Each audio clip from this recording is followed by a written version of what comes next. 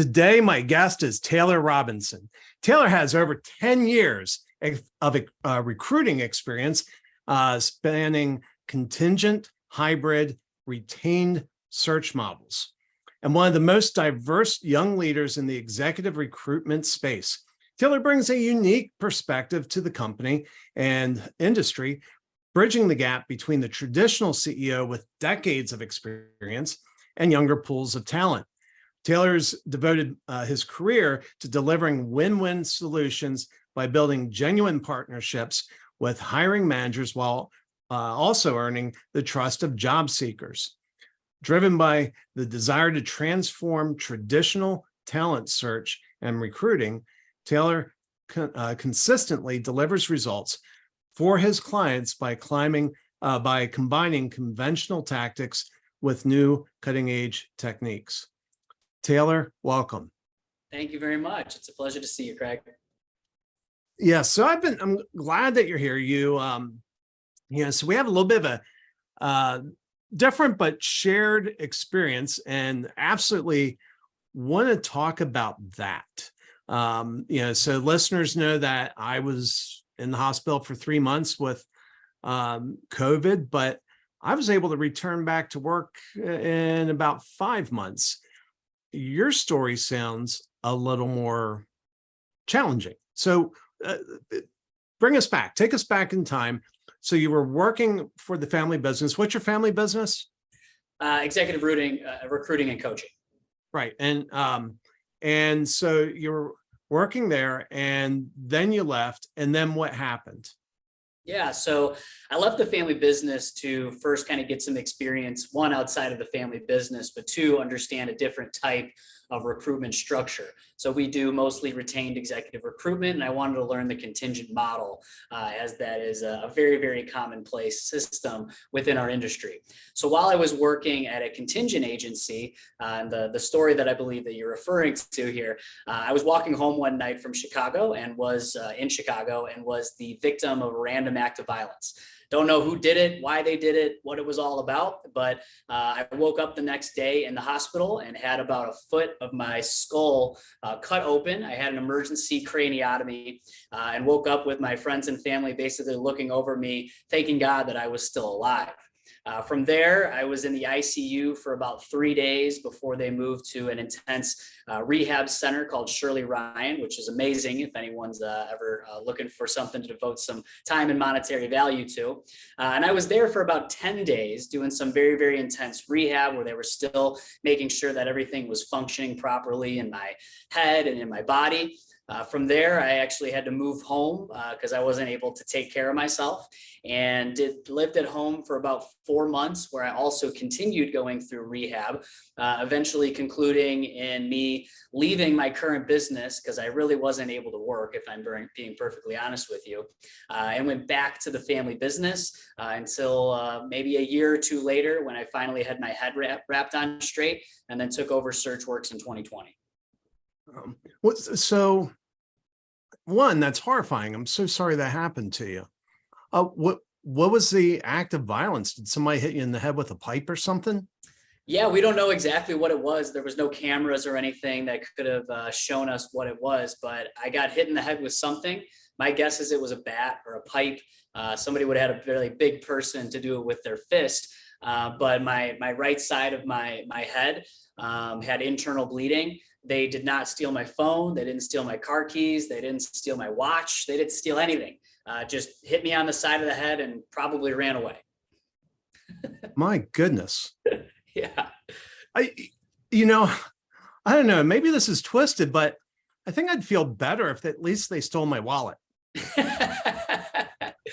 Yeah, I don't have any, weirdly enough, I don't have any hate in my heart for this person. The way that I think about it is that individual was going through a lot more hardships than I was, which is what drove them to do something so horrible. And I find solace in knowing, or at least believing, that person thinks back on that instance and feels immense regret for it. And they're the one that are going to have to deal with that for the rest of their life. Yeah.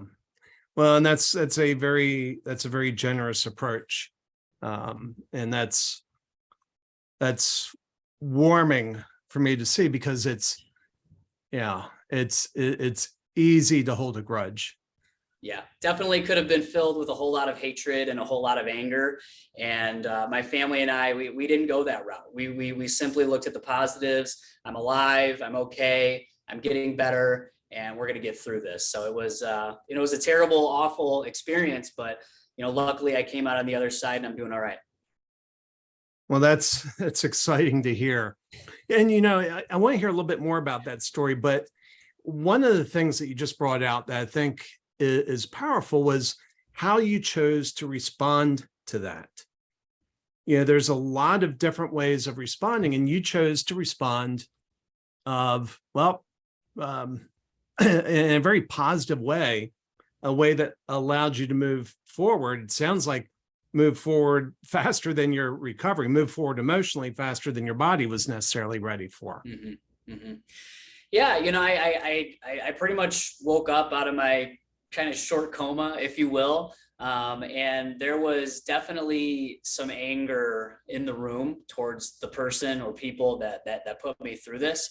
But after we kind of realized, we're not going to find out who this is. And frankly, it doesn't really matter who did it. What really matters is that we can move forward and we can grow from this and learn from this. I'm not going to sit here and say that I'm a different person because of it. But in a lot of ways, I think that I am. It's made me much more empathetic. It's made me much more understanding. It's made me care about living my life to the fullest, much more than I was before.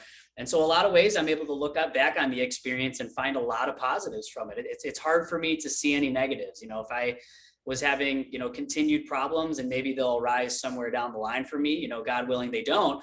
But as of today, I feel pretty much 100%. So I'm just really thankful. Well, I think that's a powerful lesson for anybody that, life happens. And the thing that's in our control is how we choose to respond to it. Yeah. And unfortunately, there are some people that get drugged down by that, and it becomes more of a boat anchor to their life. So you spent 3 days in the ICU, then you go home, and you said that it took a while before you could get back to work. Were there cognitive issues? Big time. So focusing on anything was difficult. Very, very lethargic. Took a lot of naps. Even listening to music. My taste in music actually changed throughout the experience because I wasn't able to listen to loud, fast, upbeat music that, maybe the words were quick or it had a lot of energy, because it was too much for my body to really handle. Walking even down the sidewalk and having all the sensory of the birds and the lights and the wind and just sensorily overload. I remember the first time that I walked through a grocery store, it scared the hell out of me. I mean, it was awful. There's so many different pieces on both sides of the aisle, and there's people walking around, and there's kind of bright lights in the room, that all those things were just impossible for my brain to really comprehend at the time. I couldn't finish movies. Conversations were still okay. Luckily, I never really lost my ability to speak well. And physically, I was still able to kind of run and jump. And so that was a big piece of it. But I ended up playing a lot of chess. I played chess on my phone, and I did that almost every single day. I was a big chess player before that. And I think that really helped a lot, because it was an extra level of complication that my brain had to go through to play chess. And frankly, one of the most difficult things was just reading. There's a lot of words on the page, and my eyesight wasn't quite lining up because of what had happened to my brain. And so I couldn't focus on things right. And when there's a lot of things in front of me and I had to focus on a specific piece of a large set of information, it was very difficult to do. So my reading comprehension was almost annihilated for many, many years. So it was really interesting, because some things felt untouched and some things were very, very messed up. And so through my rehabilitation, we had to almost graduate me through certain aspects so that I could spend more time on the areas where I was still having difficulty. And so reading was really, really tough. And I think that's hard for people to understand until they've actually been through it. For me, going through mine, this was after I was out of the hospital, but before I went back to work. I decided I would dip a toe in the water and write a page, a landing page copy for a website landing page. And normally that's like a 30, 45-minute exercise for me. It took 5 hours. Yeah. Yeah. Mhm. And what I remember was being afraid of, oh my goodness, this is how I make my living. I can't spend 5 hours trying to do what I reasonably should do in 45 minutes. Did you experience any of that? How did you process? Because yours lasted a lot longer than mine. That had to be terrifying. Yeah, at the beginning of it, it was absolutely terrifying. It took at least a couple days before the doctors were even really able to ever say or give me some sort of a prognosis of where they think I might end up. So, for the first 3 days, it was kind of touch and go of like, is he going to remember his name? Is he going to remember what year it is? Is he going to remember who I am as somebody who's talking to him that day? And I remember the scariest moment for sure was when I had aphasia, which aphasia is, what something is, but you can't find the name of it. And they went through 20 postcards, and there would be a ladder and a chair and an octopus and a star. And it was all these different images. And the test was for me to look at the image and say what it was. And the first time I did it, I got, I think, 4 out of 20. And so they give you like 30 seconds to say what it is. And I'd see a star, and I know what a star is. I know what that thing is, but I couldn't come up with the name of it because the connectivity between my thought of what a star was and the remembering what that was to the actual name of it had been broken. And so my brain had to actually find a new pathway to getting to A and B to get connected, because that normal highway was broken. And so it had to find a new route. And so the first time I did it, I got 4 out of 20 right. And it scared the hell out of me. How can I not know what a star is? How can I not say what a ladder is? And it was absolutely terrifying. I bet. What did therapy look like to work through that? Well, time was a big factor in it. Just allowing my brain to find its time to find those pathways where they came together and find those reroutes to get back to a road that connected A and B together. So some of it was just playing simple games, chutes and ladders and things like that. We would play cards. They would give me a paragraph to read, and I would have to read it out loud. Or I would just little teeny games that all had some sort of a purpose.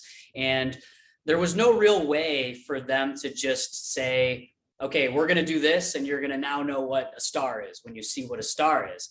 But over time and over the course of about a week, the next time that I did that same test, I ended up getting about 17 of the 20. And so over the course of a week, I had made immense progress. And because they were able to see that my progress was so significant and so fast, after a couple of weeks, the doctors ended up saying you're going to make a full recovery and you're going to be fine, which was really, really great. But those first several days, they just don't know, and they can't tell you, and they just don't know. The brain is a very unknown organ of the body. We know enough about personality and the way people think, but how the brain works and how to fix it is a very, very difficult thing to do, and we still don't really know, to be honest with you.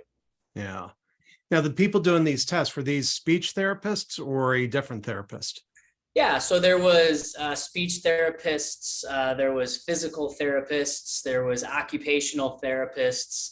So I would go to all those 3 different therapy sessions every single day. I would go home and they would give me homework assignments. I mentioned my eyes were all messed up, and so I kept having to go back to the optometrist, and they would give me different eye things to do, or I would look down a string and I would pull something farther and closer to me. And I just constantly every single day had to do and work to get my brain back to where it needed to be. So it was simply time, but it also was doing particular activities that would help rebuild those connections in my brain. So did your speech therapist ask you about your close brush with death and how you were handling that mentally? My speech therapist did not, but I ended up going to just a therapist Yeah. who helped me kind of get through the emotional toll and the fear of all of that. And then she was wonderful. She got me into meditation, something I still do today. And a lot of her teachings have actually continued to help me throughout life. Big fan of therapy. Don't be afraid to go see a therapist if things are going wrong in your life. Big fan of getting. Yeah, they I know for me, my journey through the hospital, the highlight was the PTs, the OTs, and the speech therapist. But I did have one ask me how I was processing coming so close to death, and I shared with her something the Marine Corps taught me, and I think that scared her, and she never asked me about that again. Yeah, it's an interesting thing. It changes you for sure. I understand. But and I think it'd be interesting. Most people, you and I know what an occupational therapist is. But I suspect there's some people who don't. What's the difference? How would you define the difference between an OT and a PT? And a PT physical therapist. Yeah. So physical therapist, I was learning how to walk, and I would kind of do on different levels. I would walk, I would catch balls, I would throw balls, I would throw a frisbee. We would do all kinds of things that were always very physical. So it was physical activity and making sure that I could do physical things that I needed to get around and live my life normally. Occupational therapy was much more similar to what I was talking about before with kind of the reading comprehension. Reading comprehension was a big piece of it. Doing kind of small math questions was a big piece of it. Being able to have a communicative conversation in which there's a give and take with another human being was a piece of it. So the types of things that you do in your work life, like writing an email or reading an email or talking to another person, those are the types of things that I would go through for my occupational therapy. Okay. Well, that's a tough journey, and you're all together from the time you got hit to the time that you felt reasonably normal again. How long was that?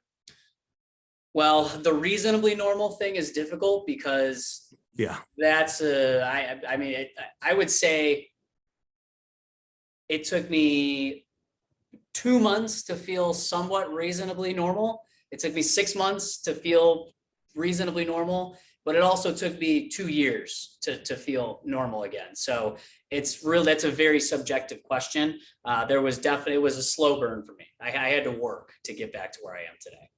Yeah. So then you go back and you rejoin the family business. Yeah, go back and rejoin the family business in kind of an operations role where I was able to dabble and do as much as I possibly could. Did that for about 1.5 years until I was feeling good. I was back at it. And it just so happens that after that 1.5 years, I was, maybe 2 years after having had the accident.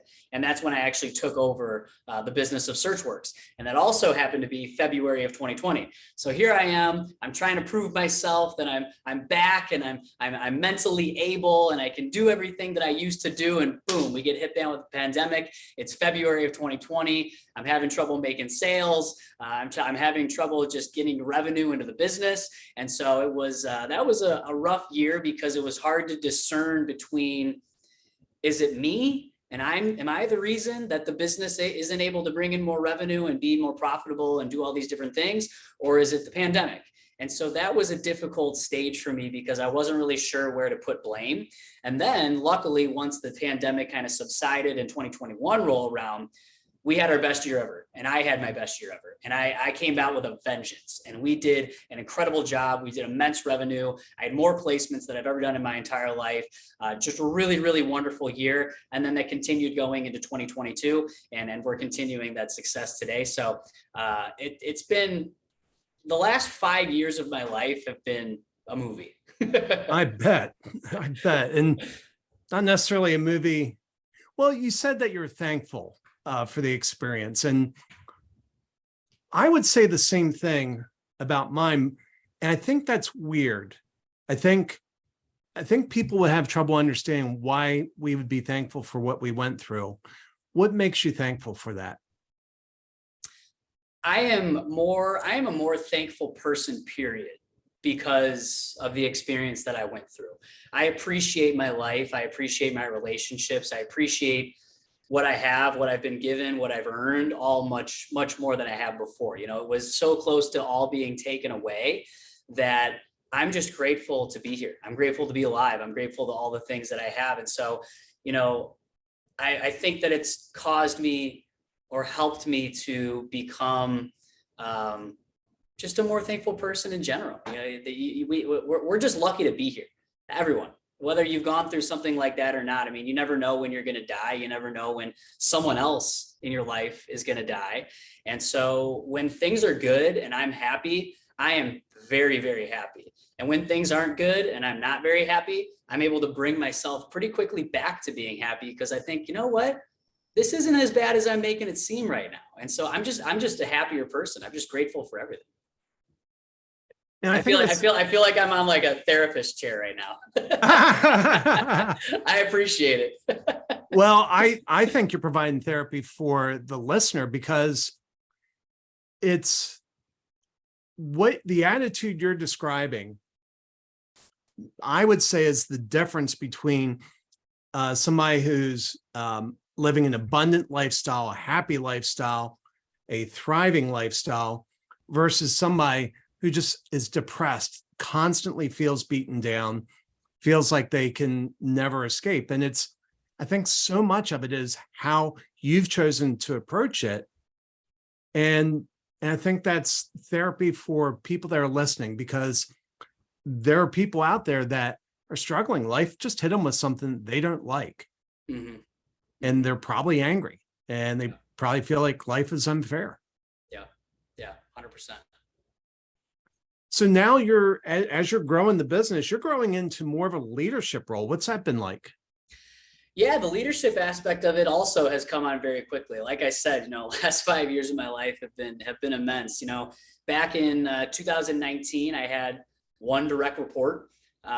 In 2020, I had pretty much zero. In 2021, I had two. Now it's 2023, and I have six. So every year I've added on a number of people who have been reporting into me directly, and that has forced me to grow very, very quickly from a leadership perspective.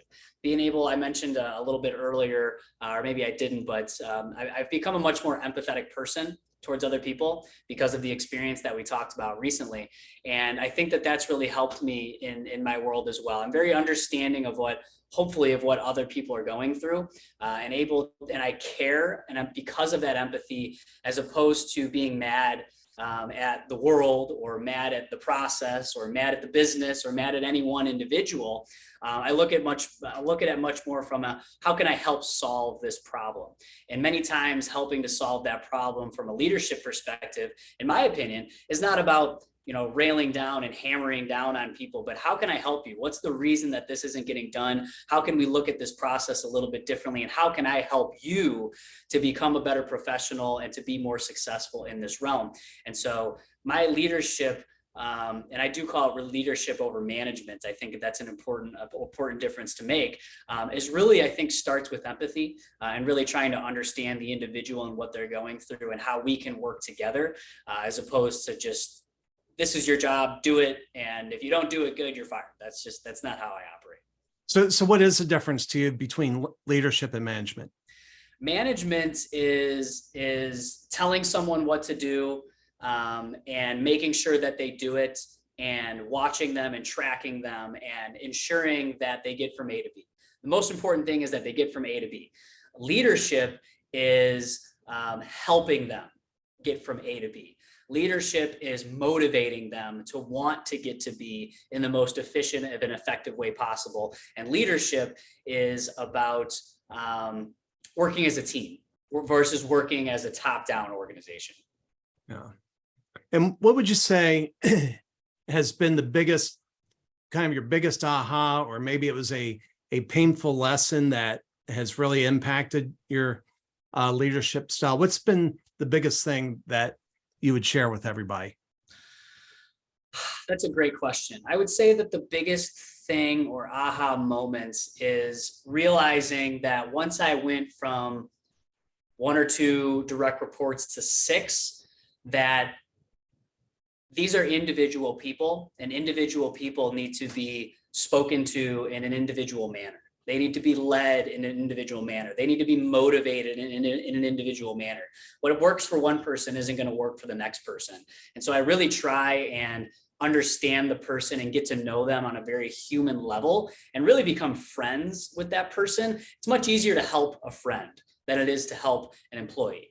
And so if I can become friends with these people and understand their motivations, then I can use that understanding to assist them and to motivate them and get them moving in the right direction, as opposed to a one size fits all. Well, this is how I lead, and so this is how I'm going to lead with everybody across the board. I change my style depending on who I'm speaking with or working with.